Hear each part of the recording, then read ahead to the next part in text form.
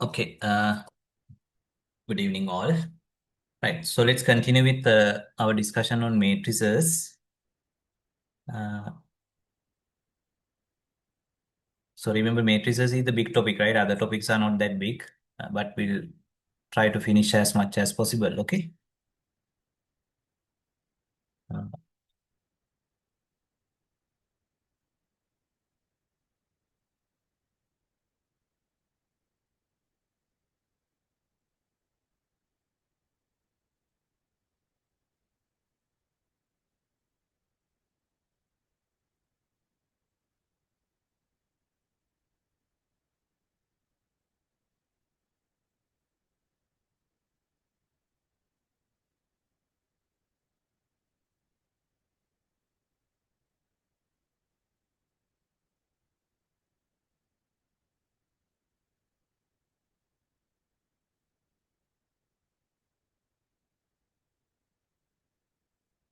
right, so last time we discussed up to solving linear equations, okay?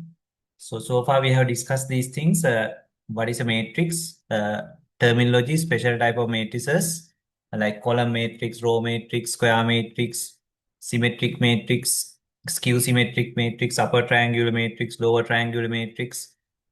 What is identity matrix? Okay, so special type of square matrix. And what is mean by two matrices are equal, right?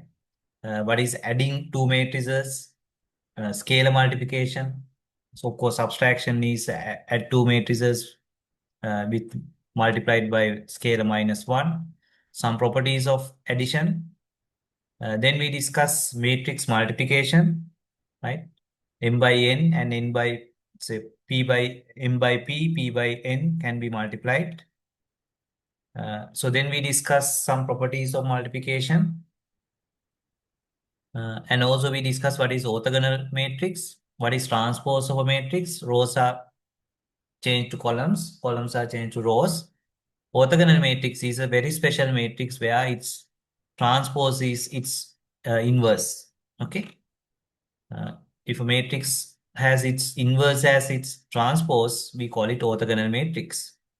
And then we discuss some properties of inverse matrices, right? Inverse of inverse is the same one. AB inverse is B inverse, A inverse, and so on. Right? And also, then we moved on to determinants. So we have covered a lot now. Determinant, every square matrix has a determinant. Determinant is a number. So we discuss how to calculate the determinant of course, if it is one element, the determinant is that value. If it is 2 by 2, you cross multiply A11, A22 minus A12, A21. Okay. Uh, so then if it is 3 by 3, we discuss how to calculate it, taking any row or column. Okay. You can take any row or column. Then you need to take each and every square matrix when you hide that row and column. Okay. For that element. So then we discuss the properties of determinants. Actually, that is what we discussed last. Uh, Determinant of A transpose is same as the determinant of the original matrix. If you multiply a matrix by K, the determinant of K is K to the power N. N is the number of rows or number of columns into original determinant. Okay. And determinant of a identity matrix is 1. Okay. And also we discussed that if you interchange any two rows or any two columns and get a new matrix, its determinant is negative 1 times the original determinant. And few more properties. Okay. Right. So then we discuss how to calculate, how to check whether a particular matrix has inverse, or we call it non-singular matrix. Right. You need to check whether its determinant is not 0. If the determinant is 0, it's a singular matrix. And how to calculate the inverse? 1 over determinant into adjoint matrix of the original matrix. Adjoint matrix is the transpose of cofactor matrix. So we have done all these, okay? Right, so that is where we stopped. So then we briefly discuss system of linear equations as well. Linear equations means we have systems of equations with variables or unknowns, but you don't have higher order only. So if it is x, y, z, you don't have x squared, x cubic, and blah, blah, blah. Right, something like 2y plus x plus z equal 5, y minus x plus 5z equal 3, 2y plus z equal 9. Now, these kind of systems are called linear because you don't have square terms, cubic terms, and so on. And we discussed three possibilities for linear systems. So rather than x, y, z, usually we call them x1, y, x2, x3, and so on. And the coefficients, we call them a1, a2, a11, a12, and so on. These constants, usually we call them y1, y2. Don't think that these y1, y2 are variables. No, these are the variables. Okay. This is just a standard way so that we can write it as ax equal y in matrix form. Okay. Right? Ax equal y because this is equivalent to, right? This is equivalent to this set of things because remember the matrix multiplication. A11 x1 plus A12 x2 blah blah blah A1 in xn. You get this is m by n matrix and this is n by 1 matrix. Therefore, what we get is m by 1 matrix. So that is the first equation which is equal to y1. And second one is these cross multiply with this and that is basically your second equation. So these are equivalent. So we discussed that. Okay. So therefore we can write this as something like this in matrix format. So this is equivalent to this and this is equivalent to this. Okay. Right. So that means your system of linear equations like this can be represented as multiplication of two matrices equal another matrix. So this is my matrix, this is my other matrix, this is my other matrix. Right? So sometimes if you have made, not sometimes, if you have matrix of one column or one row, right? One column or one row, we can call it a vector. So therefore, we can call this rather than a matrix, we can call this a vector also. So therefore, your x is a vector, y is a vector, a is the matrix. Okay. But don't worry, we will revisit the concept of vectors later. Just for the time being, remember if you have a matrix with one column or one row matrix, right? Row matrix like 5, 10, 0, 9, that is 1 by 4 matrix. This is m by 1 matrix. A column matrix or row matrix, another name for that is vector. Okay. So anyway, we can write it as, or you can just consider these are also matrices. Right. So now let's look at how to solve this. Remember, there are three possibilities. We discussed that graphically also I showed you in 3 dimension. So there are three possibilities: unique solution, infinitely many solution, okay, and no solution. So if it is unique or infinite, we say it's consistent. If there's no solution, we say inconsistent, right? Inconsistent. Okay, consistent, inconsistent. Okay. So that is how it works. That is how you classify them. Okay, that is how you classify them. Uh, so then, how do we solve this? This is what we are going to do first today. This is a big topic actually, very serious topic. It's not big thing, but only thing is you need to know how it is done because almost every year you get a question to solve linear system of linear equations, right? Because this is where you can get the exam questions, right? From whatever we have learned, there's a high chance you get a question from this part, okay? Because this is where you use all your knowledge, okay? And ultimately, we want to solve system of linear equations. So now you know that your system of linear equation can be represented in matrix format. And there are three possibilities: unique solution, infinite solutions, or no solution. Then we say inconsistent. Okay. I explained graphically also what is mean by unique solution, what is mean by infinite solution, what is mean by no solutions that we discussed in the last class, last maths class. Okay. Right. So that is also already explained. Right. So then we have a special case called homogeneous system. So remember, this is a linear system. Right. So this linear system is represented like this. And some linear systems are homogeneous linear systems. So what is mean by homogeneous linear system? That means all these constants are zeros. If all these constant values are zeros, we call that a homogeneous system or homogeneous linear system. Okay, right,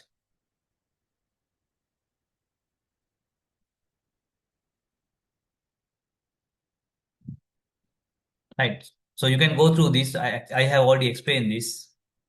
Solution of the system of linear equation is set of values where you need to find what is the x1 value, x2 value, and x up to xn value. That is, uh, of course, if your x1 is x, x2 is y, basically you find what are the x and y values, and those x and y values are the point where these two lines meet cross section, because this point belong to this line as well as this line. So always you must understand, right? Don't memorize things blindly. So this is what is mean by the solution of system of linear equations. And if you have all these values, x1, x2, x3, all are zero, uh, right? So then, sorry, if your system is homogeneous, that means all your y1, y2, y3 are zeros. We call it homogeneous. If it is a homogeneous system, always it has at least one solution. That means if it is homogeneous system, there is no possibility of no solution. Right? Remember the no solution possibility? If it is homogeneous, it is always either unique solution or infinite solutions. And we can always tell at least one solution. That solution is x1 equals 0, x2 equals 0, up to xn equals 0. That solution is always there. Because you can see that when all these variables are 0, 0 into this constant is 0, plus 0 into this constant 0. So it satisfies this equation. Not only it satisfies this equation, it will satisfy all the equation, because homogeneous means all these constants are 0. Okay. So therefore, if your system is homogeneous, this system is not going to be inconsistent.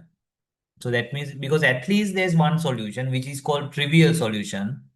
What is the trivial solution? Trivial solution is all your values are 0 is a solution. Sometimes there is only solution. So then we say it's a unique solution, but sometimes you will have infinite solutions. Okay, infinite solution. But there can't be no solution for homogeneous systems. So that is what this point says. If the equations are homogeneous, then x1, x2, x3, xn 0 is a solution. But we don't say that it is the only solution. Definitely this is a solution. So therefore it can't be inconsistent. But in some cases, this is the only solution. Or some other cases, there are infinite solution source. Okay. So if the system is not homogeneous, that means at least one of these constant are not 0. Okay. So then it is possible that no set of values will satisfy. That means there's a possibility of no solution. Right. So then we call it inconsistent system. Okay. And at the same time, there's a possibility that there's only one solution, no infinite solution. So then we call it consistent. Okay. I already mentioned that if it is a homogeneous system, so this is always a solution. This is always a solution. x1 equals 0, x2 equals 0, x3 equals 0, up to xn equals 0 is always solution. So we call it trivial solution. Trivial means obvious solution. So therefore, homogeneous system is always consistent. Okay. Right. So this is just a simple example. Uh, 2x plus y equal 5, x minus y equal 4. So then you can solve these two equations simultaneously. Of course, we can use matrices also, but you don't need matrices. You just add these two, then y get cancelled, then you find x. Then you substitute x in any of the equation, you find y. So that is a unique solution system. Okay. But there can be situations where you get infinitely many solutions. Like this. If you take x equal k, then you can you have two equations with y and z, then you can solve these two equations. Okay. Uh, so then you will get the solutions in the k. But k is something we can change. So therefore, for k equal 1, you get one set of solutions, k equal 2, k equal 3. Of course, it's with a real numbers, k equal 0 0.1, say k equal 0.9, k equal 1.1. So you get infinite number of solutions. So that is possible, right? So there can be a straight line where all three planes meet. Okay. So this is how you give the solutions. You just come up with a constant and give the other variables or other solutions using that constant. So therefore, for different k values, you get different x, y, z triplets here. Okay. And of course, there are situations where you will find that at the end, there are no solutions at all. So if you now remember, this is three variable equation. So you have learned how to solve three variable linear equations in your O level. If you try to, maybe you take these two and try to eliminate x, then take another two and eliminate x, then you have two equations y and z. Then you find that when you try to solve those two, both sides get 0 equal something. Okay, 0 equals something. So that means no solution. Sorry, 0 equals 0. So that means no solution. You try to solve this and you will find that you will end up as 0 equals 0. So that means this kind of situation is a no solution situation. So that means these three planes intersect, but not all three intersect at at least a single point. Okay.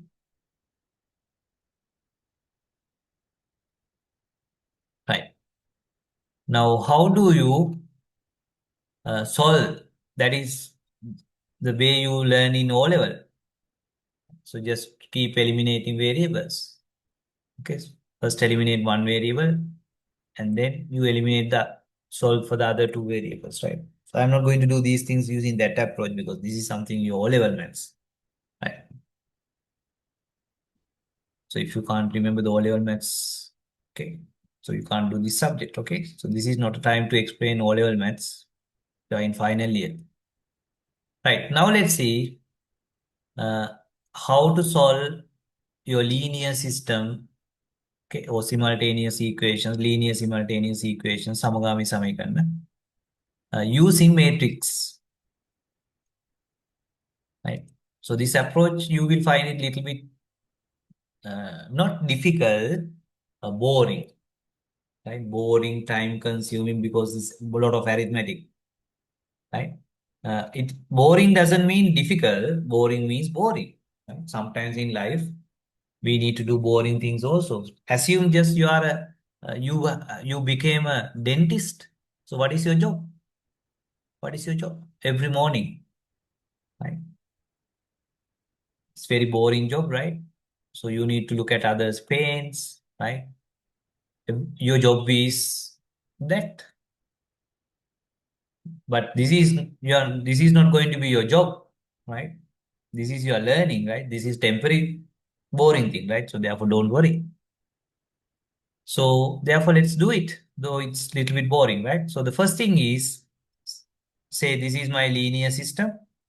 Of course, this you don't need matrices. This is straight away within 1 minute you can solve and find x and y. But let's use this to learn the concept. So first you transform this into matrix format. So remember Ax equal y.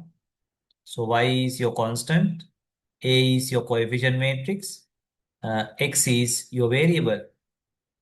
Okay. So therefore this is 2 and 3, 1 and minus 1, and then xy equal, this is 3 and 4.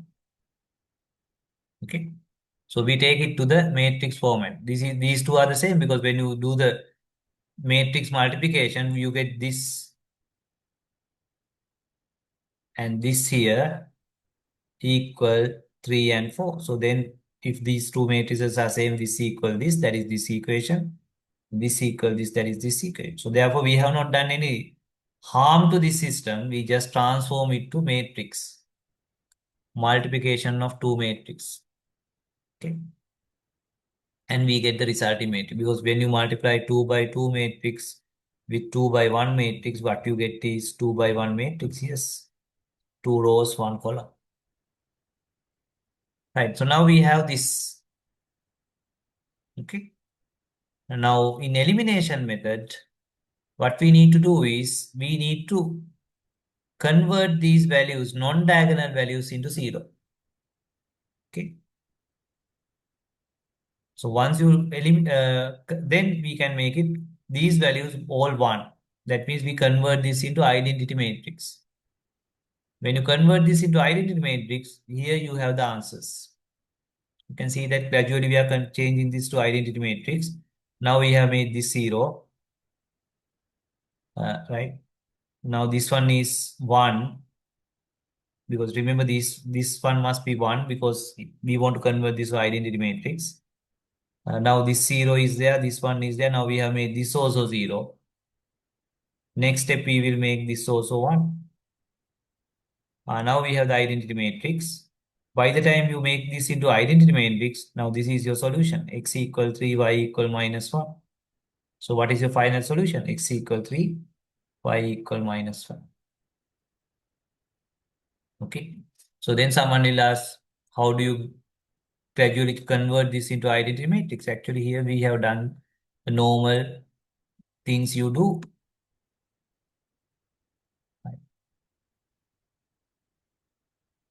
For example, what they have done? We first eliminate y by multiplying second equation by 3 and adding it to the first one. So this is 1, this is 2. 2 into 3 plus 1, or 1 plus 2 into 3. Okay. So that is then this y to y get cancelled. That is why we got 0y. Okay. So then 3x plus 2x is 5x. Then 3 into 2 is 6. 6 plus, sorry. 3 plus 4 into 3 is 12. 12 plus 3 is 15. Okay. And we have kept this equation. We have done some operation and took this, and we have kept this. So that is why this is 501 minus 1. And you know that this is valid. Now multiply the first row by 1/5 just to make it 1. Then this is 3. You can see the result is this 101 minus 1. And whatever you do here, you must do here also. Right? Now, in order to make it 0, multiply the first row by minus 1 and add it to the second row. So then minus x plus 6 becomes 0. And this equation, we just keep it. Now the result is this. Then finally, by multiplying second row by minus 1, just to make it 1. So then this will also become minus 1 because you need to apply the same operation to this one and this one. And now we have converted it to identity matrix. So therefore, x equal 3, y equal minus 1 is your answer. Okay. Because this is 0, this is 0, x equal 3. From here, you get x equal 3. From here, we get y equal minus 1. Okay, y equal minus 1. And so this is how you do it. Okay. But now our task is, rather than doing this like equations, now here what we do is we do it here and apply it to the matrix. Right? Do it here and apply it to the matrix.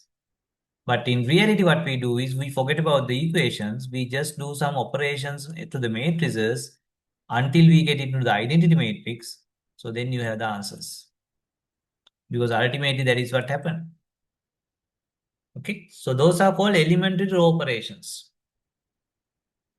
So that means when we have the original matrix, you can apply some elementary row operations to your this matrix and this matrix. Whatever you do to this matrix, you need to do it to this matrix. But don't touch this. but you can't do whatever you want. There are few operations which you can do. Uh, then you apply those operations, keep applying operations until you get this into identity matrix. But whatever the operation we do to this matrix, you need to apply to this matrix also. And by the time you get identity matrix here, you have the solution here. Your X solution, Y solution. Or if you have X, Y, Z, your X solution, Y solution, and Z solution. Okay. Right. What are those operations? What are those operations you can apply to convert this into identity matrix? Your objective is make it change this to identity matrix. But when you do that, or when you do that transformation, you need to do only valid operations. So what are the valid operations? These are the three valid operations. You can't do anything else. And if you do only these operations, we call that you are doing the elementary row operations. So that means you can only do elementary row operations. What are those elementary row operations? There are three elementary row operations.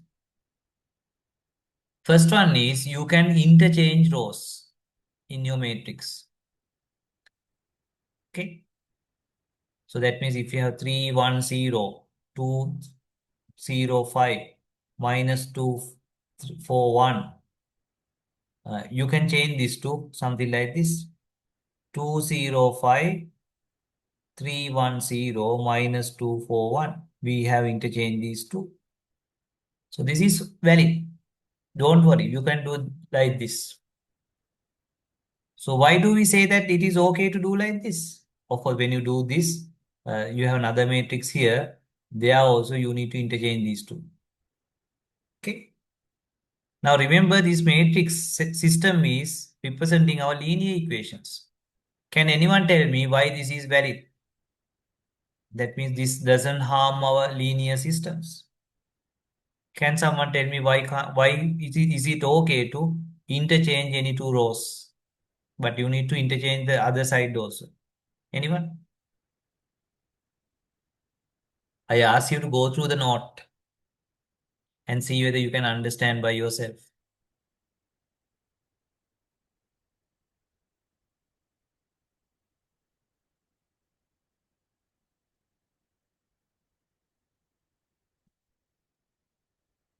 Because it makes no change in swapping equation numbers. Yes, that is exactly the answer. For example, when you have say 2x plus, say let's write it like this, 3x plus y plus no is it right? Y plus 0 equals some number. This matrix will have some number, say 5, 2, 1, 5. This is 2x no y plus 5z equals say 5. Sorry, 2. Okay, 2. This one is minus 2x plus 4y plus z equal 1. Now, there's no issue interchanging this take here and this take here. Still, those are three linear equations. I can consider this is 1, 2, 3 or this is 1, 2, 3. That this goes up. So therefore, interchange in rows doesn't mean because we can write these equations in whatever the order. Okay, so maybe this is my first one, this is second one, this is third one. So therefore, yes, we can interchange rows. It doesn't do harm to my linear system because we interchange not only this part, we interchange this part also. That is your constants. Okay. Right, second elementary row operation is a row may be multiplied by a non-zero constant. Now remember, at any time we can multiply the equation by a constant, right? So this I can multiply by 2 and say 6x plus 2y plus 0 equal 10. It doesn't do any harm. And of course, that number can be a fraction like half. So then you replace this with this. Still, we are having the same linear system. So therefore, a row may be multiplied by a non-zero constant, but it must be non-zero constant. Right? So this is something we do in solving linear equations. Right? We don't care the order. We can multiply equation by constant. So this is what we do. Make sure you multiply by the same constant, the other side constant matrix also, that row. Okay. Is it clear?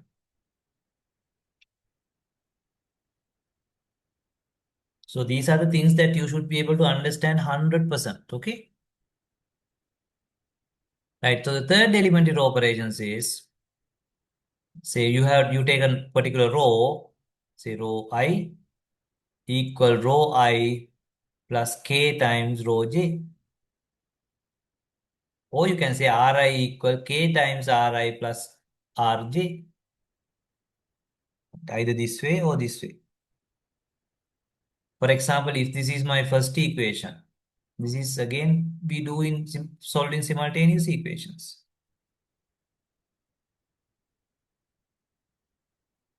For example, if this is 1, this is 2, this is 3. If I want, I can say 1 plus 5 times 2, right? Or 2 times 1 plus 3 times y, or 2 times 1 plus y. Of course, it can be 1 plus or minus. That is what we do to eliminate, right? Eliminate a variable. Even you can say Ri equal K1 Ri plus K2 Rj. That is also fine. It's something like first equation multiplied by 2 plus second equation multiplied by minus 3. The particular row can be replaced by K1 times Ri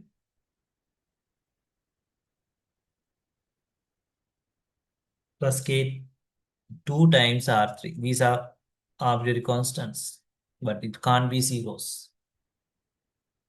Right, so these three are, you can see when we solve with simultaneous equations, yes, when we do these three operations, we have not changed the linear system. So therefore, we can apply these elementary row operations to our system of linear equations as well. But make sure you apply to here and here. Okay, is it clear? So make sure you apply elementary row operation, nothing but elementary row operation.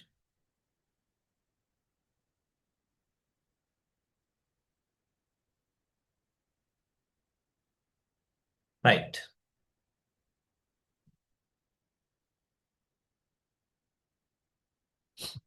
Right. So this is an example. Okay. So we have three linear equations, three unknowns. Of course, without matrix, you can solve this. First eliminate maybe x from these two, maybe again x from these two. So then we have two equations with y and z. Then again further solve these two and find y and z. Then substitute it in one of these equation and find x. Right? Of course, you can do it without matrices. But here what we are going to do is how to do it with matrices. So then someone will ask, of course, you can see that this is a long process. So then someone will ask, why do you need matrices when we can do it very simple manner? And we learn it even in O level. Yes, yes, you can do it. But when we have just three variables, you don't see the advantage much. Okay. So the reason is, why do we prefer the variable matrix approach? Number one, when we put it into the matrix, then we can apply those elementary row operations, which are very well defined. So that means, remember in programming languages also we have two-dimensional arrays. So then we can write programs that solve these or that keep applying the elementary row operations until we ended up as identity matrix. So then your solutions are there. So that means we can program this once we take it to a three arrays, three-dimensional arrays. And we can program it to keep applying elementary row operations until we get the identity matrix so that we get the answers. Okay. And the other thing is, yes, for 3 variables, still you can manage. So what about if you have 100 variables? Not forget about 100 variables. What about if you have 10 variables? That means 10 variables, 10 equations minimum. That take a lot of time, right? That is where the advantage of writing a program comes. So when you write a program, general solution, we don't care whether it's 10 variables or 100 variables. Computer will solve it. Okay.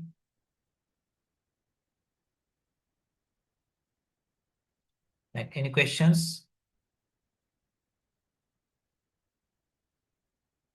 Right. So what is the first step? Now we are going to solve it using matrix. First step is convert this into AX equal Y.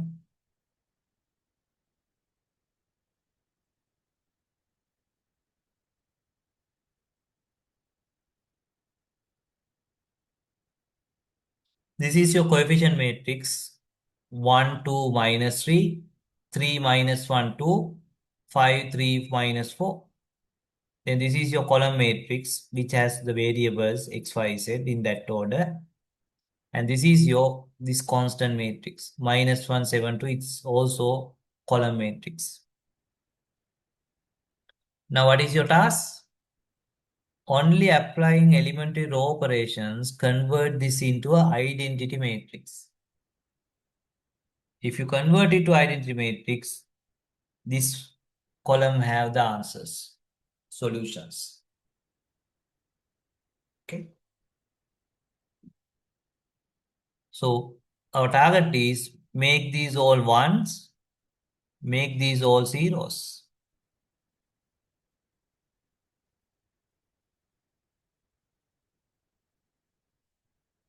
Okay.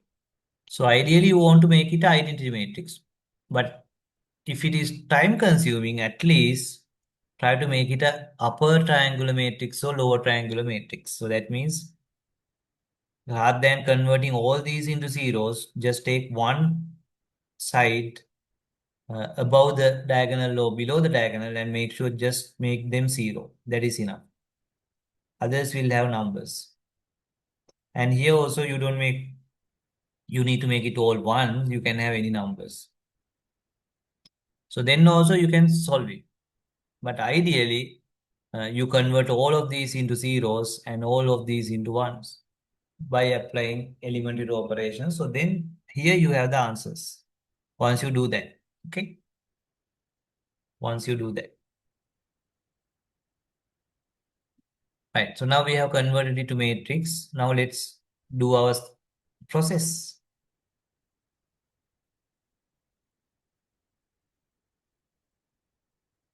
Now this is already one. So now we want to make these zeros. So let's try to make this zero. How to do that? That is maybe row 3 equal row 3 plus minus 3 times row 1. Then minus 3 into 1 is minus 3 plus 3 is 0. Right? So we are not going to change this 1, 2, minus 3 and minus 1. And we are not going to change the last row 5, 3, minus 4 and 2. But we are going to do this row 3 equal row 3 plus minus 3 times R1. So minus 3 plus 3 is 0. So remember, minus 3 into 2 is minus 6. Minus 6 minus 1 is minus 7. 2 plus minus 3 into minus 3. Minus into minus is plus 9. 9 plus 2, 11. So this one, 1 plus minus 3 times 7. 1 minus 21. That is 20. Sorry. Uh, 1 plus row 3 equal row 3. Sorry, not row 3. Row 1. Okay.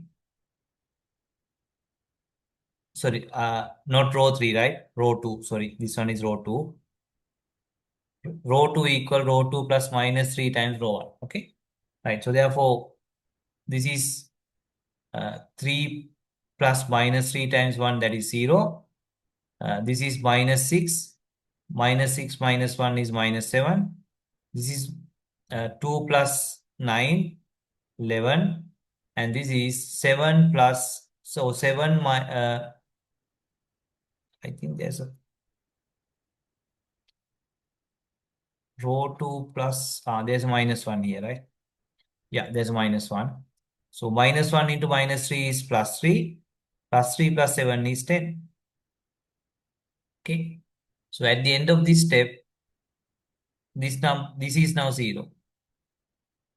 And now we need to convert these also into 0. So how to convert this into 0? But when you convert this to 0, don't change this back to something else because we have already made it 0. For example, if this is my row 1, row 2, row 3, I can say uh, maybe something like row 3 equal row 3 plus minus 5 times row 1. Then minus 5 plus 5 get cancelled. Okay. So row 3 equal row 3 plus minus 5 times row 1. That make it 0. But you need to apply to the entire row, but not don't touch here. Okay. So here row 3 is 3 plus minus 5 times 2. That is 3 minus 10. That is minus 7. And so on. You need to do this for each and every element. So this is your final result. Right. So now we have made this 0, made this 0. Now our next task is make this 0. And again, when you make this 0, don't make sure that you don't touch this or you don't change it back to something else. So can someone tell me how to make it minus 7, 0 using elementary row operations? Which elementary row operation is going to make this 0? Anyone?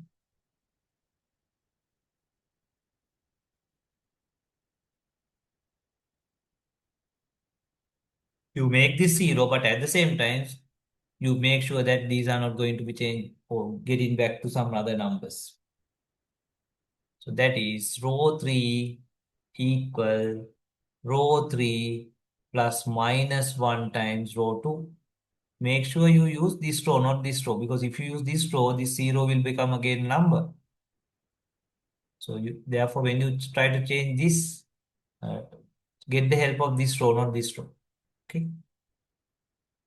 Now these two rows will be the same, 1, 2, minus 3, 0, minus 7, 11.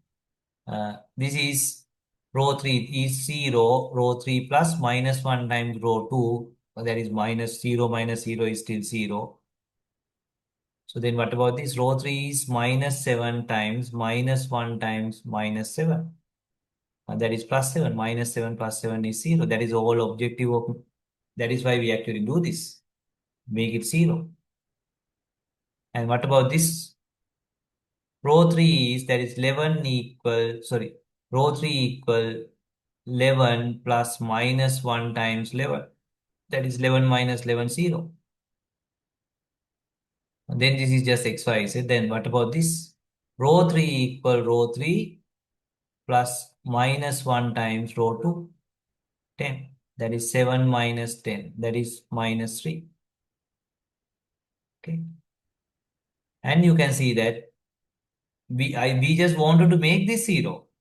But when we apply this elementary row operation, not only this became 0, already these two are 0. Right? Not only this became 0, this also became 0. Okay. And if you get into this kind of a situation where we have all zeros in a row, right? These are very rare situations. Any row, all are 0, but here it's not a 0. So that means 0 times x plus 0 times y plus 0 times z is minus 3. That can't be the case, right? How can 0 times x plus 0 times y plus 0 times z equal minus 3? Because these are all 0. So therefore, this is inconsistent. No solution scenario. So if you get all zeros here and here there's a number that is called no zero solution. Okay. Sorry, no solution scenario. Not no zero, no solution, because this is invalid situation. Or in other words, we can say it is inconsistent. Right? No solution means inconsistent. Okay. So if you have at least one row having all the zeros here and constant here, it's inconsistent. No solution. And this is the second example.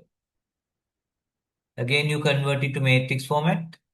Now again, you keep applying elementary row operations to make this zero. Of course, this one is row 2 equal row 2 plus minus 2 times R1. And 2 minus 2 is 0. Then this is minus 4 minus 1 is this become minus 5 and so on. Okay. So this guy has first in this one first they have changed this one to 0. Okay, but I wanted to make this one to 0. Anyway, second step this will become minus 5. You can see. So in this node, first they have made this 0 and came for this. But I wanted to make this 0 and then do this. It doesn't matter. It doesn't matter. Now our situation is like this. Now we want to make this 0. So that is row 3 equal row 3 plus row 2. So then 5 minus 5 is 0. Then this one is minus 10 plus 10 is 0. And we just wanted to make this 0. But this also became 0. And of course, this is minus 10 uh, plus, sorry, 10 plus minus into, sorry, 10 plus minus 10, 10 plus minus 10 is 0.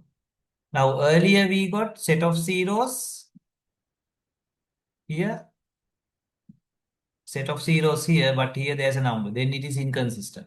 But in this scenario, what we got is a set of zeros here, and here also 0. Okay. This is where we have infinite solutions. Okay, because these are also 0, this is 0. So if you get into this kind of a scenario at the end, you don't need to make it identity matrix, right? This is good enough.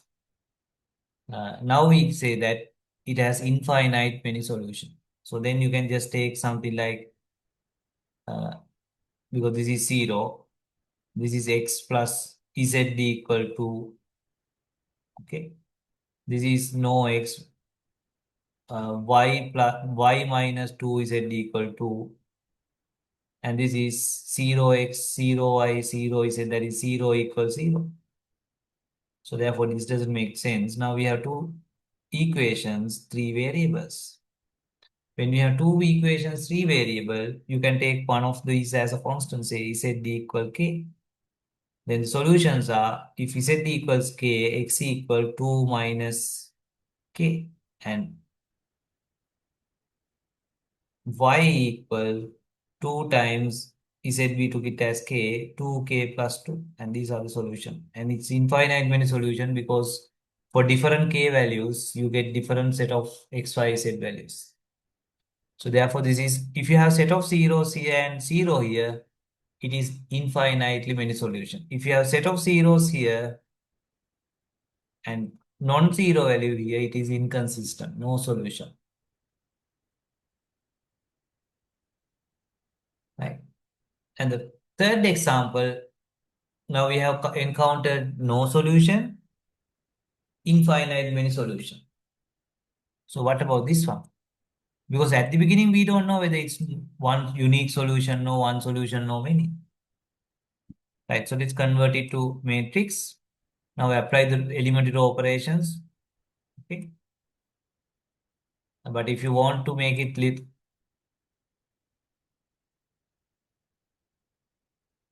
now this one, in this example, it has not directly converted into 0, but they have just make it 5 by adding row 1 to row 2.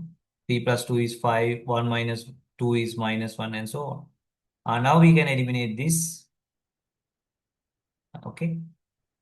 Uh, you don't need to do the same thing as in the node because there are multiple ways. But make sure you only apply elementary row operation, three operations. Okay. So we have made this 0. So multiplying second row by -1 and adding to row 3. Then -5 plus 5 is 0. But this is -1 into 1 is -1 is +1. +1 minus 3 is -2 and so on.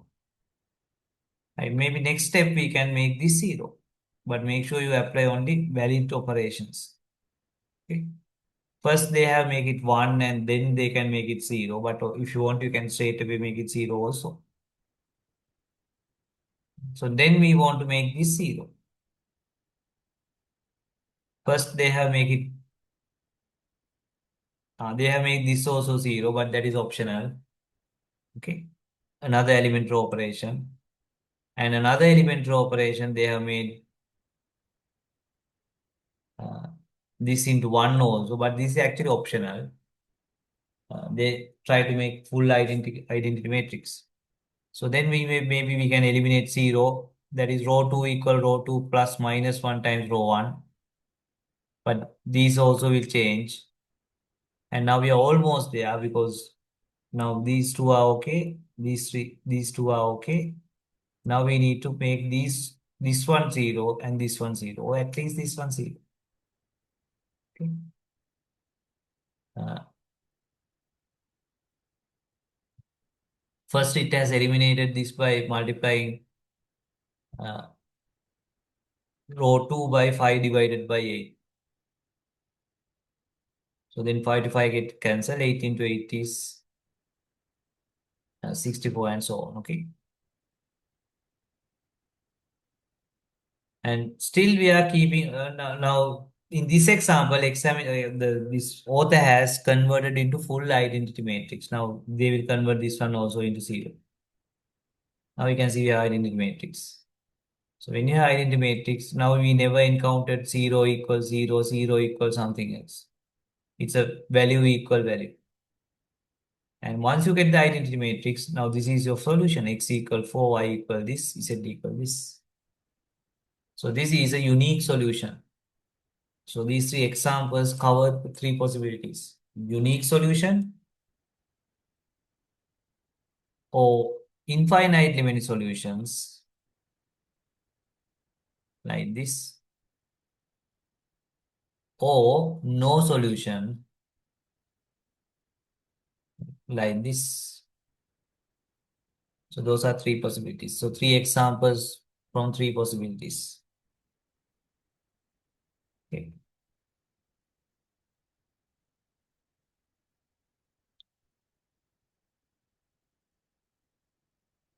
Right. Any questions?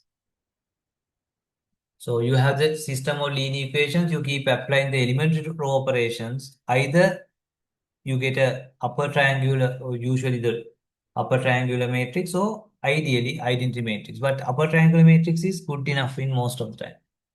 But if you have time, maybe you can reduce it to identity matrix. So then you know that there are three possibilities and how to get the results for these three possibilities. Okay.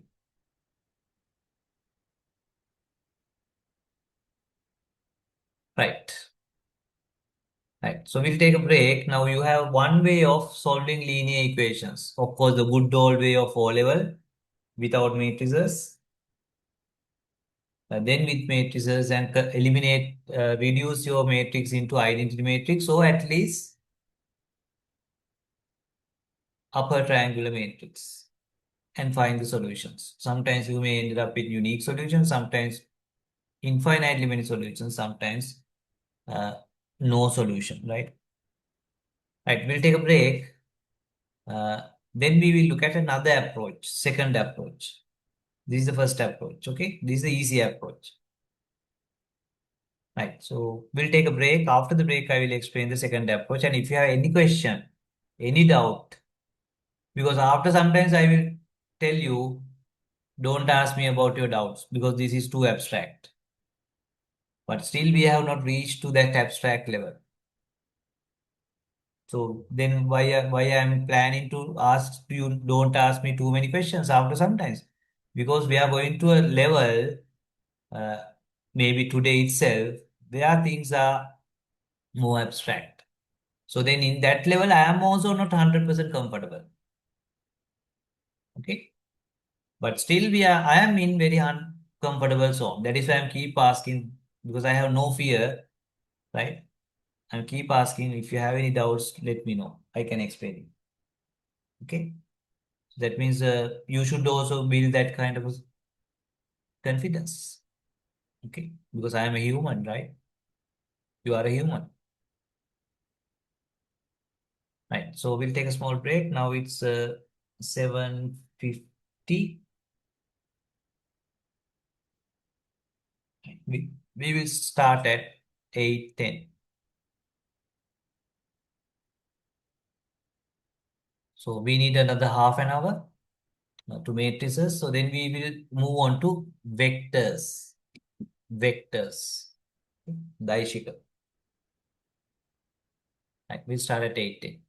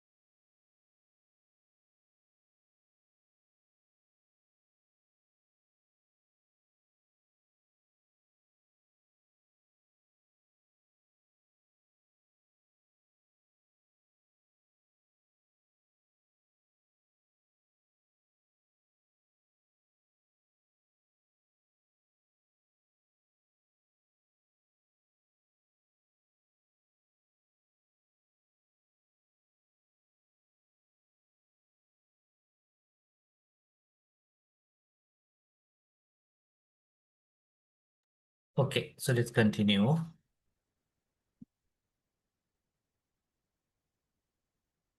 Right. So therefore, now if you have a system of linear equations, you convert it to matrix format, then apply the elementary operations until you get into identity matrix. So actually, that is also not required, or upper triangular matrix. So in the middle, you will see whether you are getting into no solution or infinite solution, or else you will end up as unique solution. Okay. Right. So that is one approach. Right. So that is one approach. Okay. So shall we do a exercise? First of all, let's make sure that we get some simple solutions. Otherwise, so let's say three variable simultaneous. Shall we ask ChatGPT generate a question for us? Generate a three variable simultaneous linear equations system that has unique integer solution. That is just to make our life easy, okay? But in the exams, maybe your answers will have fractions.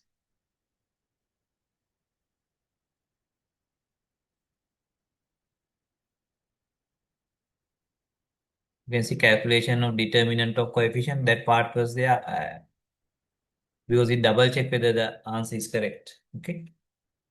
Right. So it has given us the answers, but now it has put it into a you can see matrix format because computers always transfer these systems into matrices. Okay. Right. So okay, let's take this question. So this is the system of linear equation. Uh, let me take my pen.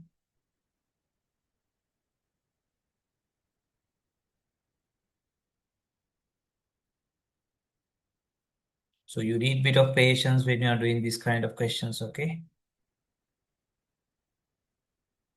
Right, so this is our system. I'll convert this into, anyway, the answer is 2 minus 3, 5, okay? Uh, into matrix, that is 1, 1. Okay, let me make it this 1, 1,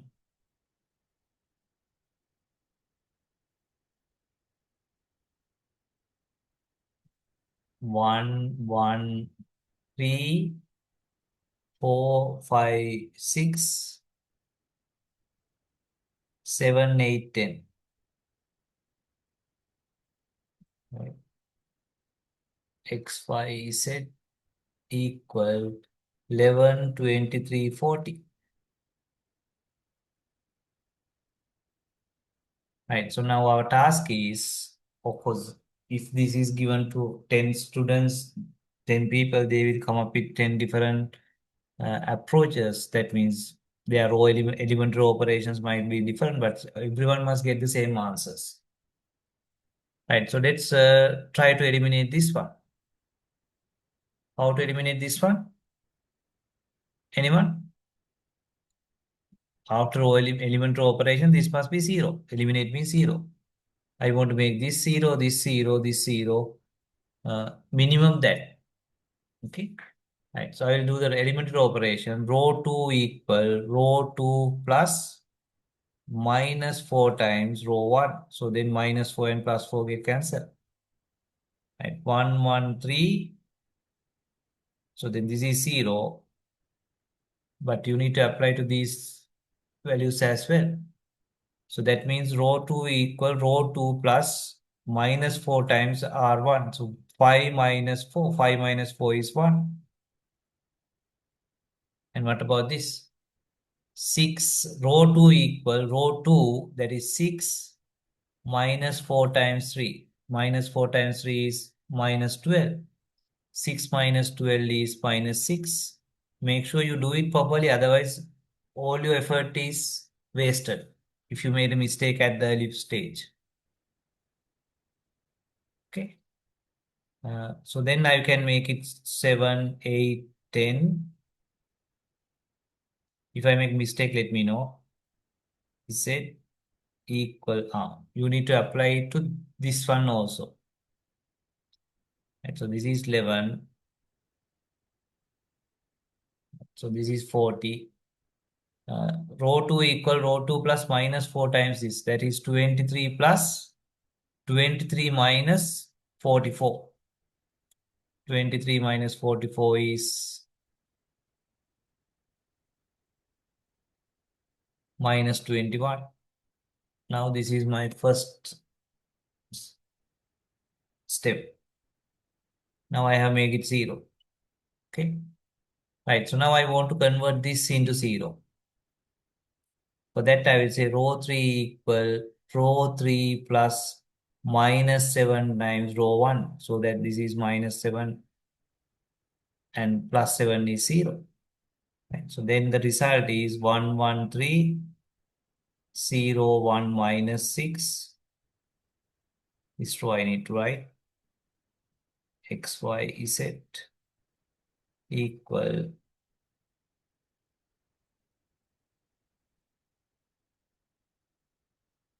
I'm not going to touch this. Right. Row 3 equal row 3 plus minus 3 times row 1. Then 7 minus 7 is 0. This is 8 minus 7. 8 minus 7 is 1. This is 10 minus 21. 10 minus 21 is minus 11. Okay. Minus 7 into 3 is minus 21. So then what about this? 40 minus 77. 40 minus 77 is minus 37. Right. So now my task is convert this into 0 because I'm interested in making it upper triangular matrix because that is good enough. Right. How to make it 0? Row 3 equal. Now don't use this one. Then this 0 will become non-zero. But use this one because this is 0. Common sense. So row 3 equal row 3. This is row 3.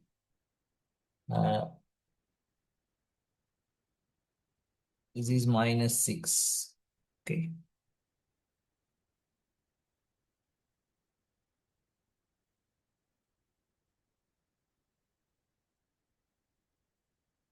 Did I make a mistake? No, right? 10 minus 21.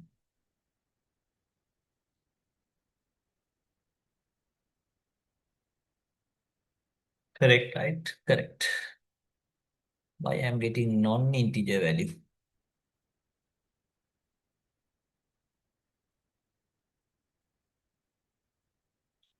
Uh, right. So we will multiply this by 6 and this by 11 then. Okay. But then this one, oh, I just want to make this 0, right? Yeah, I just want to make this 0. So forget about this. Okay. So therefore, I will say row 3 equal row 3 plus minus 1 times row 2 because I just want to make it 0. Okay. So then 1 plus minus 1 into 1 is 0. That this will become 0. Yeah, that is good enough. 1, 1, 3, 0, 1 minus 6 into x, y, z equal 11 minus 21. I want to write the final row. Okay. So row 3, 0 minus 0 is 0. 1 plus minus in 1 into 1 is minus 1. That is 0. That is what I want to do. This is minus 11 plus 6. Minus 11 plus 6 is minus 5. We don't apply anything here. And what about this? Minus 37 plus 21 because this is minus 1.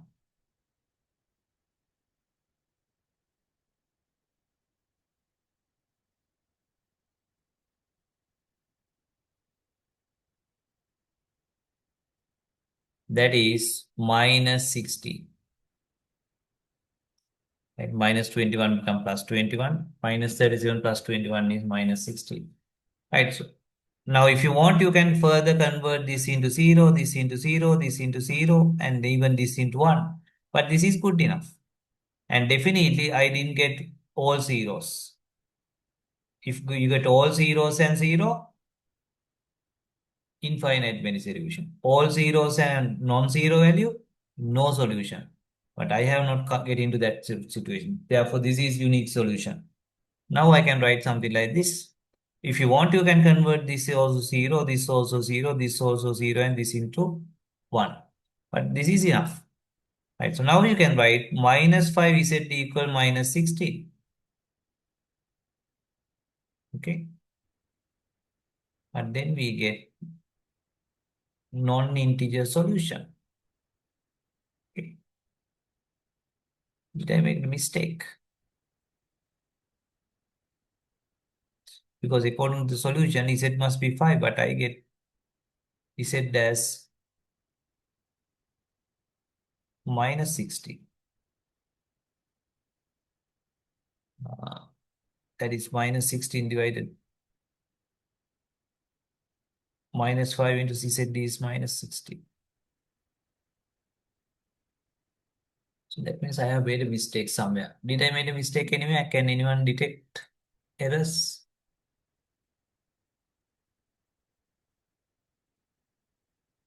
One, two, three. Yes, that is a mistake, right? So then in that case, කටහැරලා කිව්වේ නැහැ. Cutting කරන මෙතන ඉඳන් හදනවා 1 2 3. I made a mistake, right? Because this is 2i. නෑ එතකොට ඒක බලපානවා. So this is row 2 equal minus 4 times R1. Row 2 equal minus 4 times R1. So therefore it affect this one also. Row 2 is row 2 5 plus minus 4 times R1. Minus 4 times 2 is minus 8. 5 minus 8 is minus 3. So this is minus 3. So this is minus 3. So then R3 is R3. This is not going to change because we don't touch row 2, but this is minus 3. This is minus 3.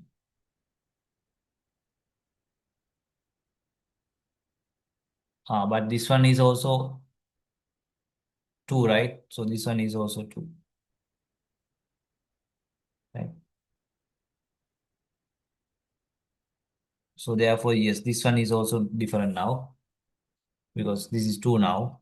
Row 3 is row 3 plus then minus 7 කියලා ගන්න බෑනේ. Row 3 is row 3 plus minus 2 times row 1. I did no. This is 8, right?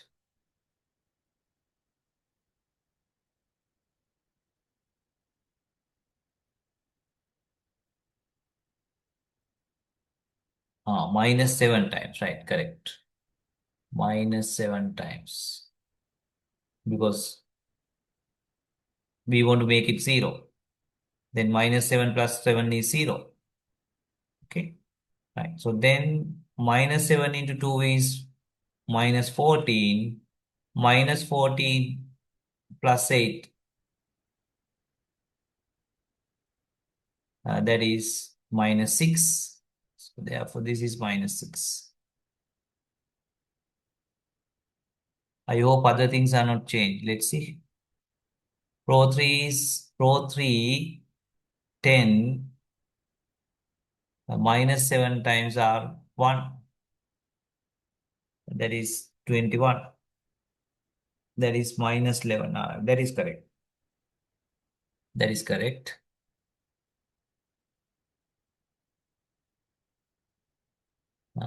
මෙතන මම වැරද්දුවේ නෑ නේද? Right. So R3 is R3, 40, minus 7 times R1, minus 77,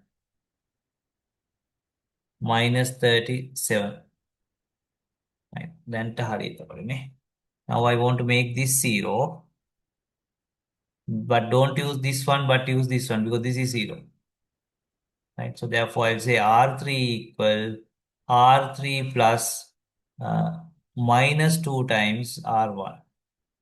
Then minus 2 into minus 3 is plus 6. Plus 6 minus 6 becomes 0. Okay. So this is now 1, 2, 3, 11, 0 minus 3. This row is not going to be changed. 0 minus 3 minus 6 minus 21. Right. So we need to do this one change.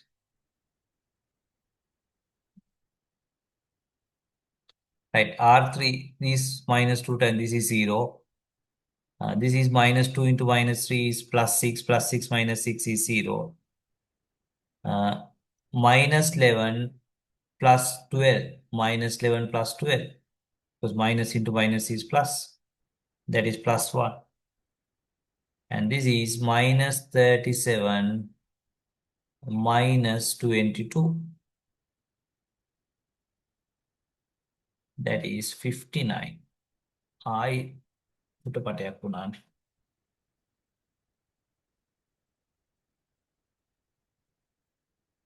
I purna sankhya again. Because my Z must be 5.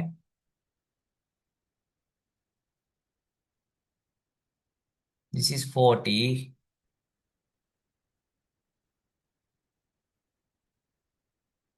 R3 is R3 plus is 40. Minus 7 times R1. That is minus 77. Minus 37 now. Okay.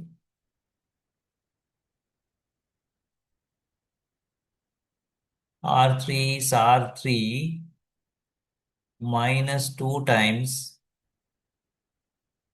R2. Minus into minus is plus 12. Minus 2 into 6 is plus 12. Plus 12 minus 11 is plus 1. But this is minus 37, right? So then my Z is minus 37, but Z must be 5. එක්කම යන chat GPT generate කරපු එක වැරදිද? Any mistake I made again?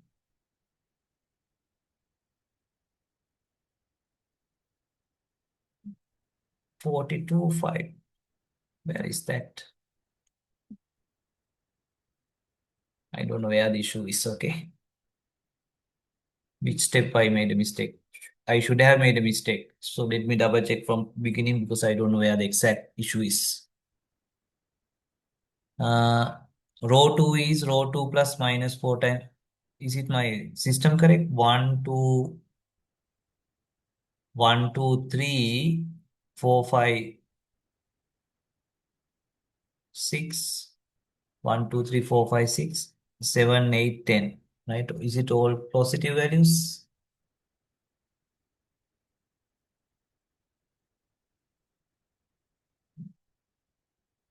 Is this positive or negative? I can't see. Yes. Yeah, 1, 2, 3, 4, 5, 6, 7, 8, 10. This is 11, 23, 40. 11, 23, 40. Okay. Now then I'm doing the check. I don't know where the issue is. Row 2 is row 2 plus minus 4 times row 1. Okay. Minus 4 times row 1 means this is 0. Minus 4, minus 8 plus 5 is minus 3. Minus 12 plus 6 is minus 6. Minus 44 plus 23.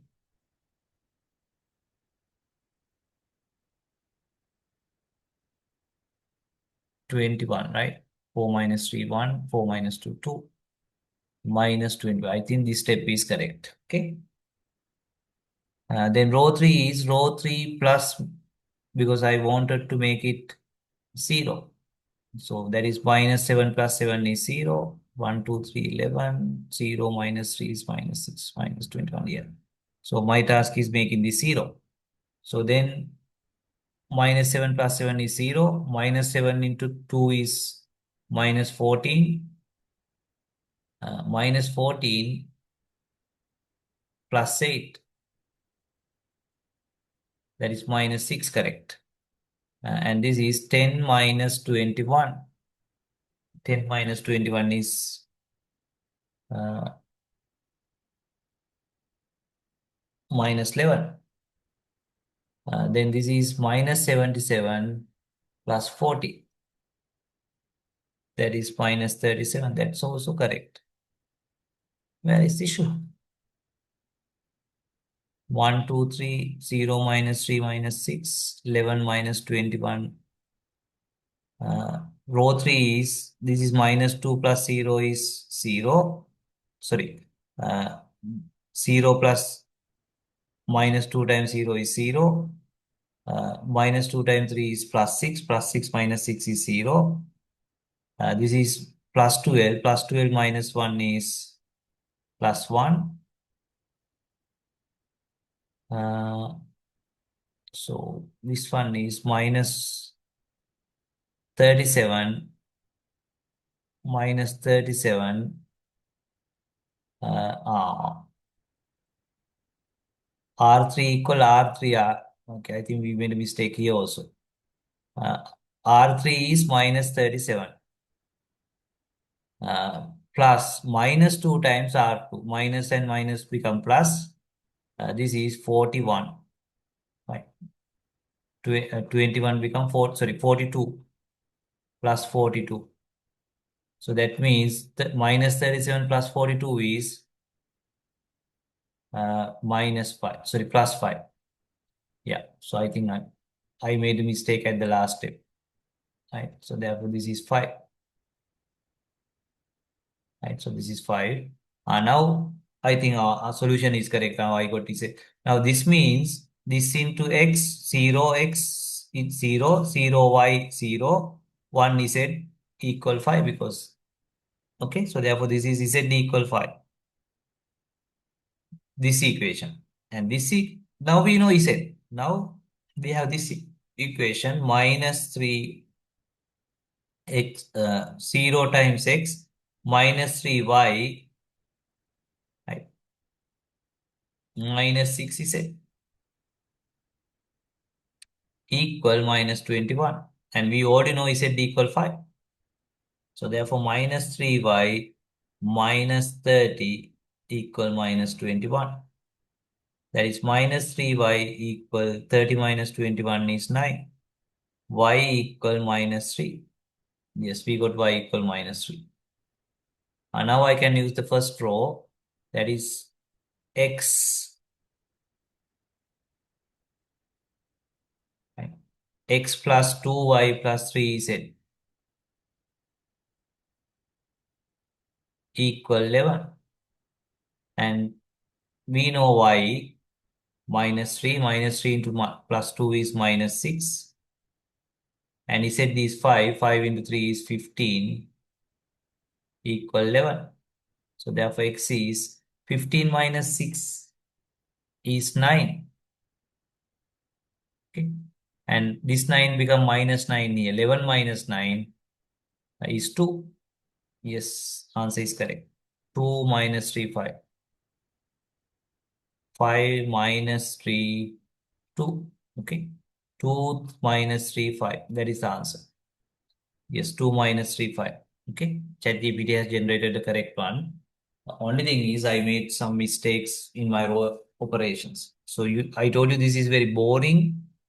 At the same time, you need to pay a lot of attention. Otherwise, if you make a mistake somewhere, all the other steps worthless. And if you do it properly, you will end up as, I just make it upper triangular matrix because then we can start from this. We have one variable, then substituting another one. But ideally, you must make this also 0. How to make this 0 without changing this? Use this one. Okay, use this one. So you multiply this by minus multiply this by 2, and then multiply this, sorry, multiply this by 3 and multiply this by 2 and add it, then this will become also 0. Okay. So likewise, then you need to make this 0, but that is more time consuming. Usually you make it upper triangular matrix and then you straight away find one by one. Okay. Right.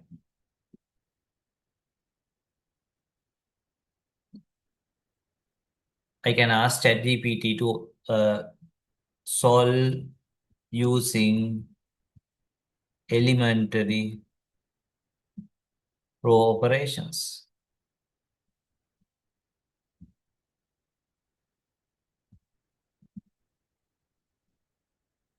So then it will show you how to eliminate this, how to convert this into identity matrix or upper triangular matrix. Okay. I hope ChatGPT convert it to identity matrix as well, but I just stop it at upper triangular matrix. Okay. Now it is solving it because I told you that this can be programmed. Right. So this is called Ghost Jordan. Okay. So now it will keep convert. Now these two are 0. It has done two operations at the same time. That is fine. Now it has make this 1. Right. That is good. Make it 1. Now it has made this also 0. Now it's good enough. Right. Now actually ChatGPT is keep converting it to identity matrix, but this is good enough. So then actually I got into this situation where I said d equal 5, uh, then y plus 2z equals 7. This is x plus 2y plus 3z equal 11. So by substituting z, I find y. Now I have z and y. By substituting z and y, I find x. That is if you stop at this point. But ChatGPT keep producing this for you. ChatGPT is not bored, right? So ChatGPT has converted this into 0, this into 0, this into 0, so that your answers are here. But this is good enough for the exam. Okay, you don't need to convert because it will take some more time. But ChatGPT keep applying elementary row operations until you get it to identity matrix. If you get identity matrix, of course, this is your x, y, z values.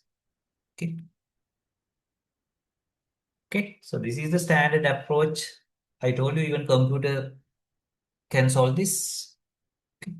So computer generated the question and I asked computer to solve this. So this is sometimes called Gauss-Jordan, sorry, Gauss-Jordan approach. Okay, solved by elementary row operations. There's another approach also, but this is one approach. Okay, right. As I told you, there's another approach. Okay, so just give 1 minute.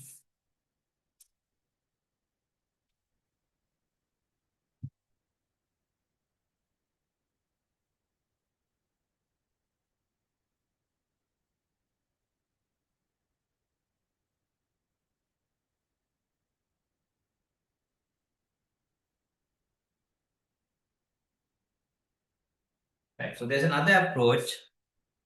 That is the second approach. So that is called, that is what, here what we do is, again we put it into the uh, matrix format, right? Matrix format. So now your step is find the inverse of this one. So we discuss how to find the inverse of this one. First calculate the determinant. So then calculate the cofactor, right? So then take the transpose of that and somehow you find the inverse matrix. Okay, so if this is my A, now you have checked whether the determinant is non-zero. If it is non-zero, you have inverse matrix. So then using that approach, you need to find the inverse matrix. So this is a difficult approach actually. Row operations are easier because here you need to calculate the determinants and so on. So we discussed how to find the inverse last time, right? But therefore, this approach is very rarely used. But anyway, if examiner asks, you should know. Now you can write this solution as, because you have found the inverse of this matrix. If you don't have inverse, that means no solution. Okay. Now you can write the answer as your inverse matrix into this matrix, constant matrix.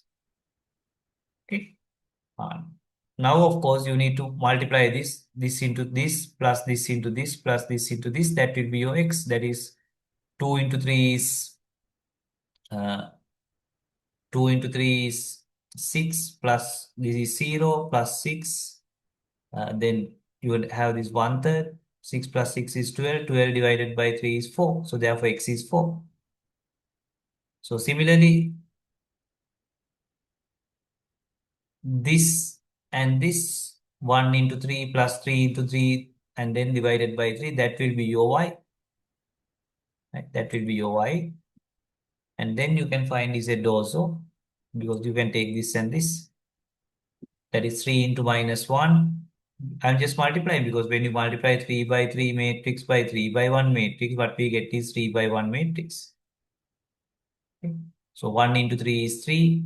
0 into this is 0. 1 into 6 is 6. 6 plus 3 is 9. Then 9 divided by 3 is 3. So therefore your z is, sorry, not 3. Uh,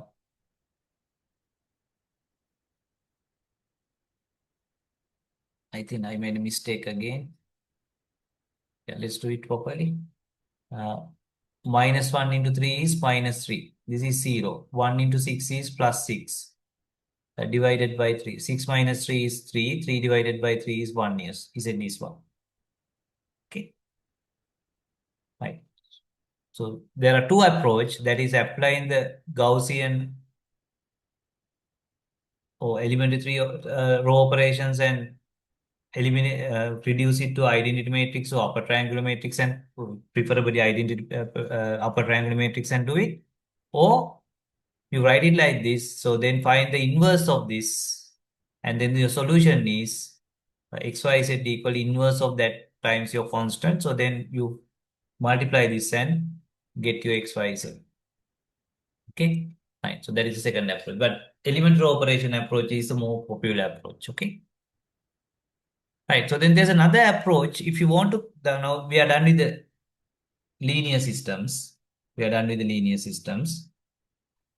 This is separate topic. That is, if you want to find the inverse matrix of a matrix, if it has a matrix inverse, you can write your matrix and then write identity matrix for that number of rows and columns. So then you keep applying elementary operations to this one, elementary operations, until you get an identity matrix here. But whatever operation you do here, you apply to this also. So then you keep applying elementary operations until you get into the identity matrix. When you get the identity matrix, so this matrix is your inverse matrix. So that is another approach. That is not solving uh, linear equation. That is another way of finding inverse. So anyway, this is also somewhat difficult approach. So you start with your matrix and identity matrix, and you convert this into identity matrix. But whatever the operation you apply here also. So then when you get the identity matrix here, here you have the inverse matrix. Okay. Right. Anyway, that is just additional information, but usually you don't do this. Okay. Right. So now we are going to take a break. Now we are officially done with the all syllabus matrix topic. Now we are going to go through your UCSC notes. Okay. UCSC notes to some level, and then I will move on to the vectors. Okay. Uh, right. So first we will take a break. Now it is uh, 8:50. We will start at 9:10. Okay. So then I'll go through your UCSC notes, not all the notes, some of those. Okay. Right. We'll start at 9:10. Okay.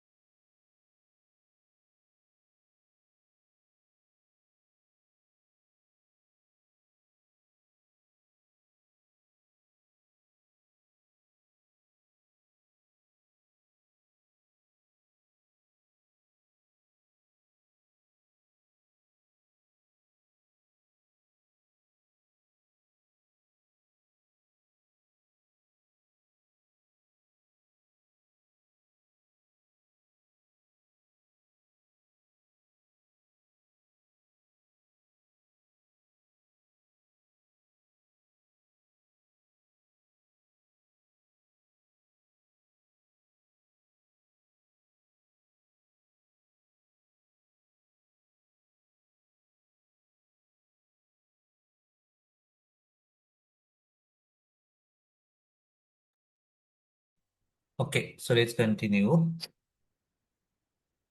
Now we go through your part of your new notes because this is an old note. Of course, the new syllabus is much deep, so therefore we have not finished this yet. Okay,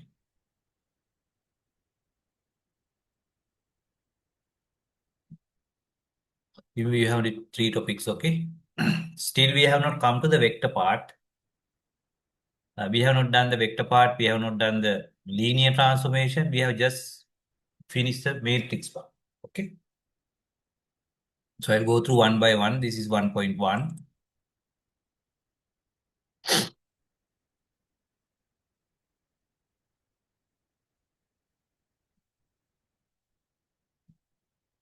Right, theory of matrices, vector space, and linear transformations. This is the introduction.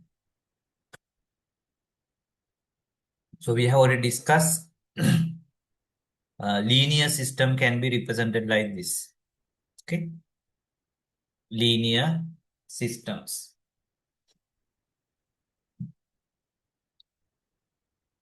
And for the linear systems, there are three possibilities. That is, so one solution or unique solution, many solutions, so infinite number of solutions and no solutions. Okay, uh, right. So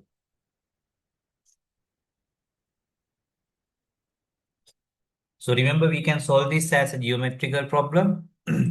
You draw the graph and see where do we have the interconnections. It's 1D or 2D or 3D or 4D or 5D. But you know that beyond 3D, it's very complicated to visualize it. So therefore, so this approach is okay for 2D and 3D, but not more than 3D. So therefore, we prefer to solve it using algebraic approach. Okay. Right. So geometrical manner. So then there's something called column picture and the matrix form. So I explain you the geometrical interpretation, matrix form, but I did not explain the column picture, right? Column picture I will explain after doing vectors. And I explained two approaches, right? We have already done two approaches, right? So this is how you do it in normal manner in your O-level knowledge. That you somehow eliminate variables one by one. Okay. So, or you can do the same thing using elementary row operations. So, elementary row operations are basically what you do in normal solutions, but we do it in a matrix format, right? Sometimes we call it Gaussian elimination, right? So, these are some examples of no solutions, infinite solutions, and unique solutions. So, remember, no solution means zero is something. Infinite solution means you get zero equals zero. Unique solution means you don't get that kind of a scenario. Right? I will explain this row picture and column picture when we do the vectors. Okay. Anyway, this is geometric interpretation of unique solution, infinite solution, and uh, no solution. This is no solution. This is infinite solution because both are the same lines. This is anyway. We can extend it to three dimension as well. Right, I will explain the difference between row picture and column picture when we do vectors. Okay, so this is row picture. There's something called column picture as well.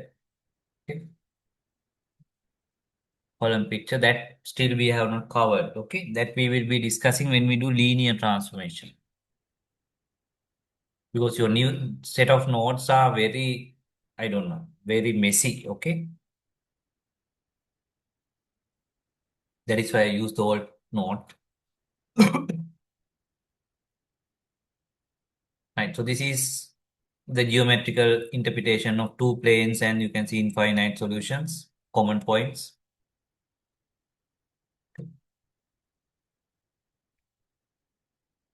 Right. Column picture, don't worry right now. We will discuss that later. Okay. What is this column picture is?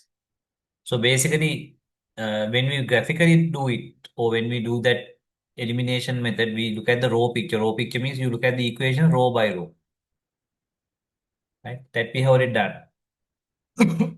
So there's another way of looking at this. You look at it as column by column. So that is what is meant by column picture. This is the row picture.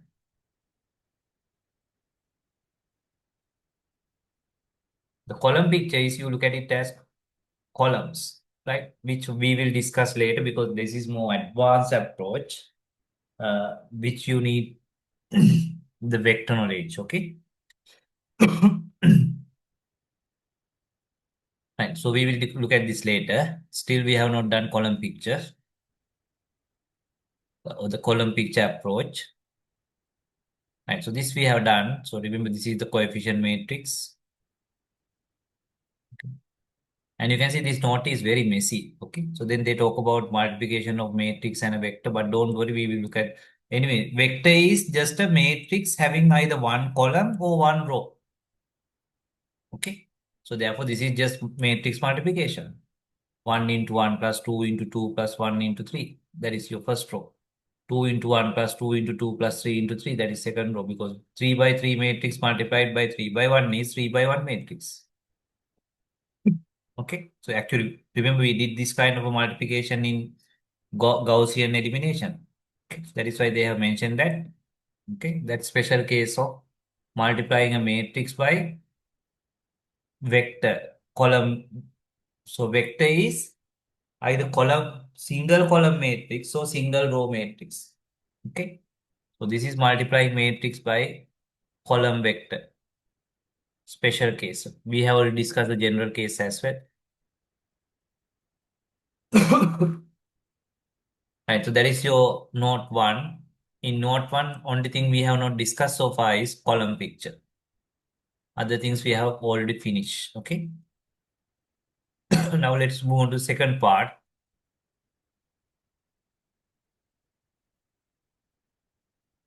So this one we have fully covered.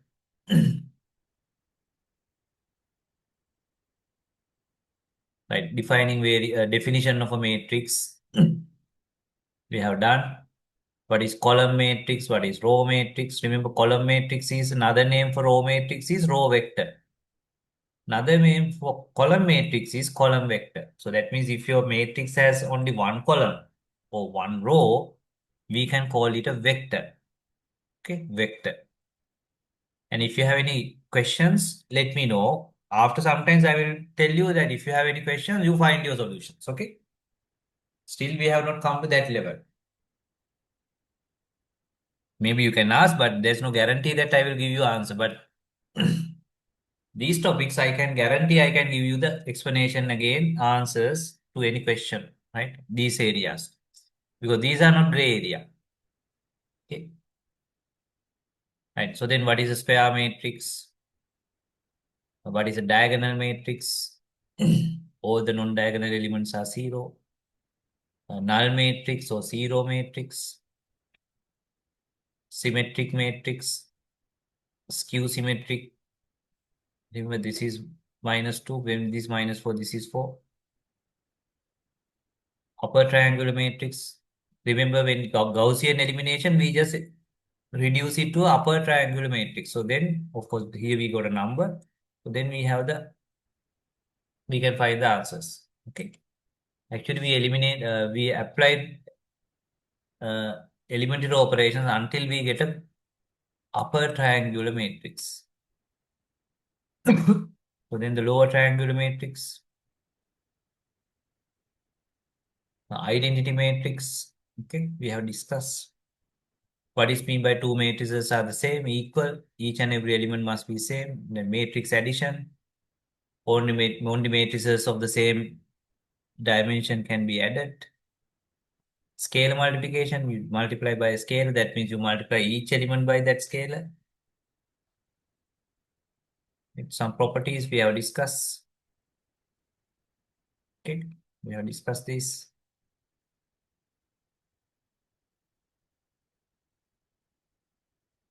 Then, of course, the matrix multiplication we have done. Okay. Generally, M by N matrix can be multiplied by N by P matrix. Okay. Right. So how to multiply? We have done. I think we did this about 2 weeks ago. And some properties of matrix multiplication. So don't worry, this is the same thing. They define it as definition, right? Don't worry. They don't ask this kind of proof, okay? Right. So then we discuss the transpose of a matrix. Some properties of transpose matrix. What is orthogonal matrix when its inverse is its transpose? Then what is mean by inverse of a matrix or square matrix? Okay, and how to find the inverse, some properties of inverse. Okay, some properties of inverse, we discuss this. Right, so that is so this one we have done fully. Right, fully we have done this. Nothing left, okay? Right, 1.3. 1.3 is the part that we did today. Solving linear systems. When we have unique solution, infinitely many solution, and no solution. Okay. So first we convert this into ax equal y and opposite y. All these are 0. It is a homogeneous system. That is y1, y2, y3 all are 0. So this is called the matrix of coefficient. And now you can go through this note, okay? Right. So this is same from our note, okay? So we also discussed these 1, 2, 3, 4, 5, 6, 7 notes. And this actually this note is pretty much the note that we cover today, okay? Some examples for unique solution, infinite many solutions, and no solution, right? Elementary row operations, and how to apply elementary row operations to find your solution. You will end up as unique solution, infinite many solutions, or no solution.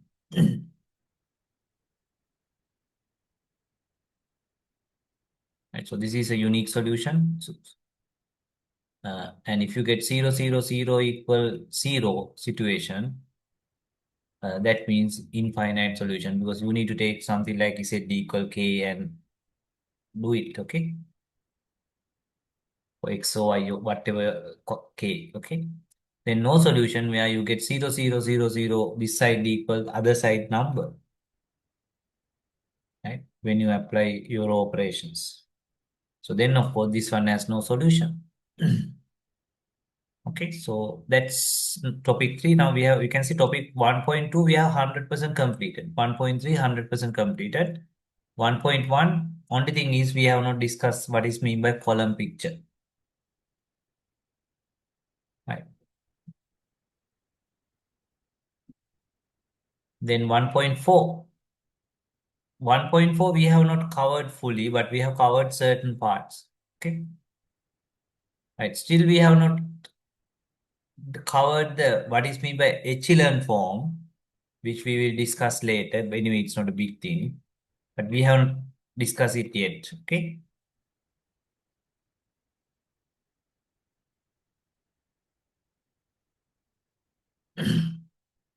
Right. So we discussed how to eliminate, right, into a Jordan elimination method. But not to the raw echelon form. So this one we have not done it. Okay. So this is something to be done later. Don't worry, we are going to do it. Okay. So this one still we haven't done.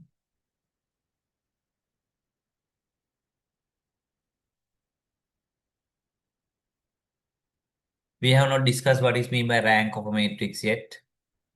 What is row rank? No, not yet done.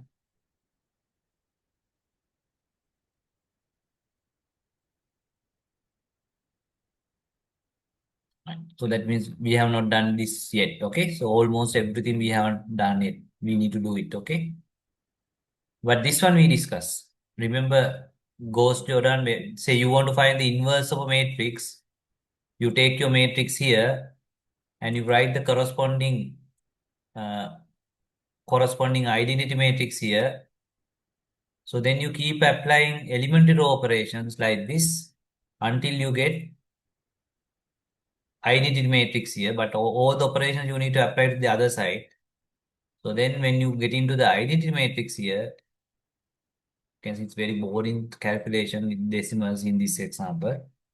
Anyway, so at the end when you get to the identity matrix, okay, still it is not identity actually. Uh, this side when you get into identity matrix, the other side you have the inverse. Right? Other side you have the inverse. Anyway, this approach you just need to know, but usually we don't do it because it's more time consuming. Okay. Right. So the very last part we have done, but not other things. Okay. Uh, right. So that is 1.4. 1.5 is more into the vectors.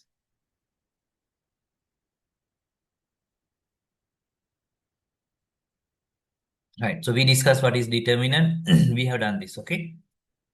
Determinant of 1 by 1, 2 by 2, 3 by 3, 4 by 4.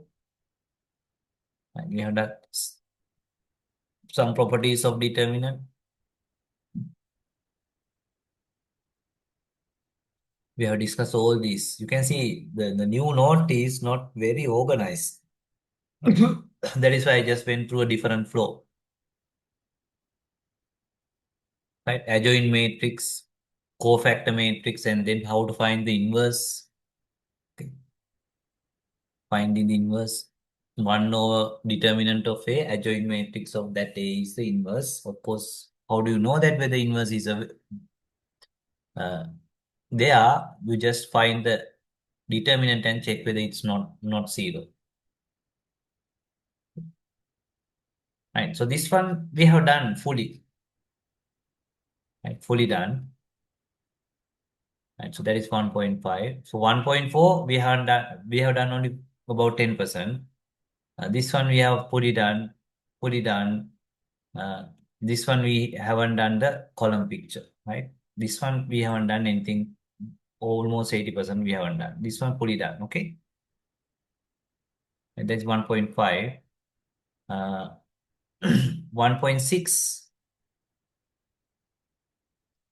This is where things getting very complicated, abstract, okay? Very abstract. Uh, the vector space, okay? Vector space. So vector space, we haven't done it yet, okay? So therefore, we have not touched it down. This is where the things are really abstract, okay? Things are really getting abstract. But it doesn't mean that you get to questions only from here, maybe just small part from here. Most of the other parts are from what we have already discussed. But anyway, still we have not discussed this because this is the more advanced part of our matrix topic, okay? Right. We haven't done this yet, okay?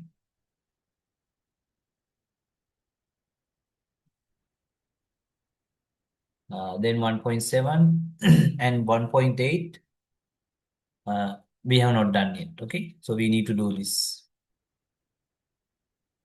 Right. So now you can see that we have done about more than 50%.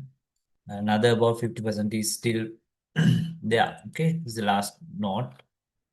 Uh, anyway, orthogonal matrices we have done. You can see all of a sudden we are coming back to uh, topics that we have already covered, right? Orthogonal matrices we have done, but there are a few more to that, okay? Few more to that, uh, because this is linear transformation part, okay? Right. So let's assume still we have not done this, okay? Right. So we have not done this. We have not done much of this. We have fully done this. Sorry, we have not done much of this last three, but we have done this, and small part of this we have to done. Okay, we need to do. Okay, right. About 60% we have done. Right. So now I will. What I am going to do is uh, I'm in your case, so in all syllabus, there was another topic called vectors. Okay, so listen to me very carefully. Uh, in all syllabus, you had another topic called vectors. But new syllabus, the vectors, matrices, everything is just one topic. Okay. But without understanding vectors, uh, you will find it very difficult to proceed the next sub part of the matrices. That remember we have to do another about three set of slides. So therefore, what I will do is again I will use the old syllabus note, vector note, and do it in a little bit less advanced manner so that you have the confidence. So then we will come back and finish, complete the rest of your new syllabus, okay? For the matrices and vectors and linear transformation, okay? Right. So I will again get back to the old syllabus notes. Okay, old syllabus note.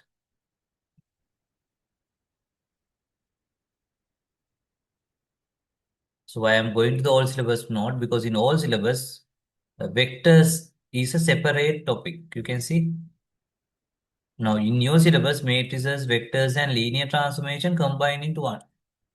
So therefore, this one is 100% concentrating on vectors. So therefore, I will do the old syllabus note. Okay, I will use the old syllabus note.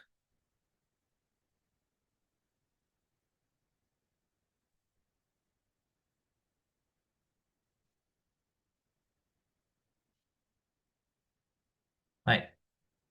So let me double. Okay, if you don't have the note, I will post it to the WhatsApp group. Okay, maybe you don't have this note because this is new syllabus.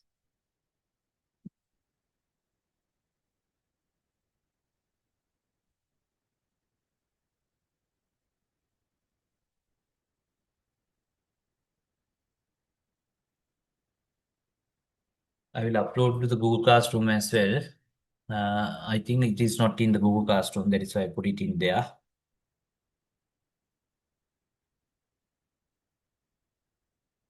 Right. Vectors. So you can learn vectors in two different ways. So this is where the big confusion, okay, and challenge also. Uh, so you can look at vector as a mathematical concept. You can look at vector as something related to physics. So remember, we are interested in force, electricity, pressure, okay, velocity. Those are related to physics. So if you want, you can learn vectors as something related to the subject of physics. Actually, this note is like mostly like this. Okay, this whole syllabus note. Another way of looking at vectors is if you look at it as more abstract concept. So then vector is a special type of a matrix. Okay. So as I already mentioned you that if you have matrix of single column or single row,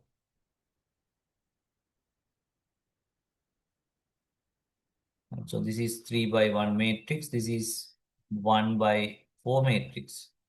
So single column or single row matrices are called vectors. Okay, vectors. That is when you look at it in matrix format. Or else you can consider vector as in physics an entity or a quantity with both or measurement with both magnitude and direction. And when I say my salary is 100,000 rupees, there's no direction for this. When someone says my age is 12 years, there's no direction. When someone says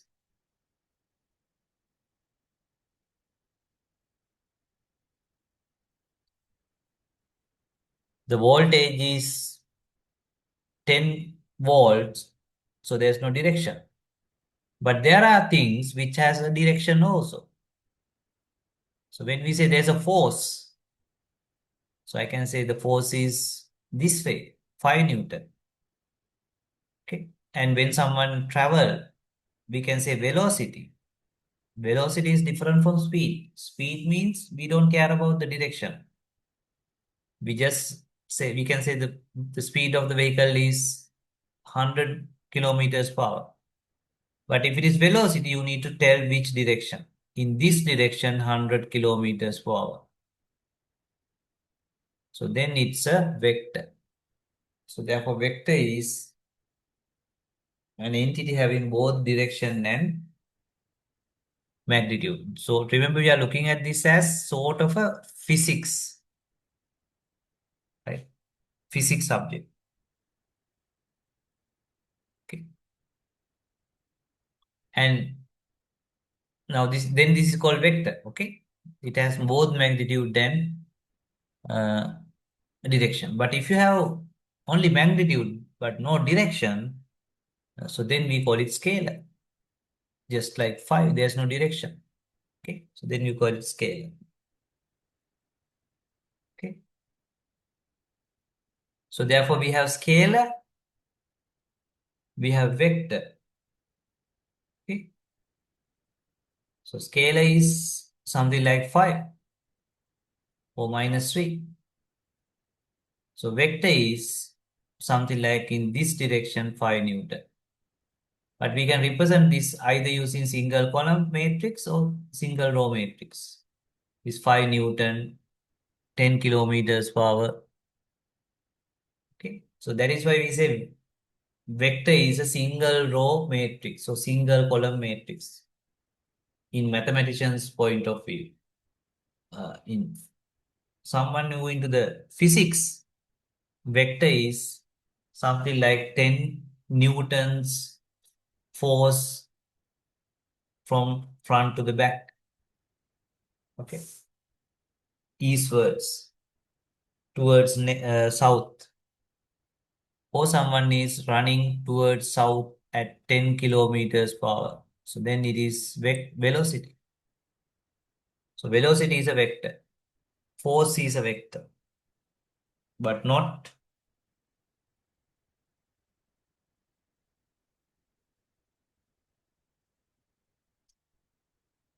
voltage and so on. Okay. Right. So now you should understand what is a scalar, what is a vector. Right. So if you look at the vector something like this, so then the next general situation is a matrix because vector is a special case of matrix. Okay. Right. From this point onwards, our focus is someone with physics mindsets, not as a mathematician. Okay. Right. Anyway, so we will cover that in the next class because now it's almost 9:45 because if I start it, we need to finish quite a bit of things, but within 15 minutes, we will not be able to cover a lot. So next class, when we do maths, we will freshly look at vectors and finish it. So then we'll get back to our linear transformation topic and wind up the or finish our topic 1, right? So don't worry, topic 2 and topic 3, it doesn't take much time. So topic 2, I need only 2 sessions. Topic 3, I need only 2 sessions. Okay. Right. So we'll stop at this point, right? Thank you.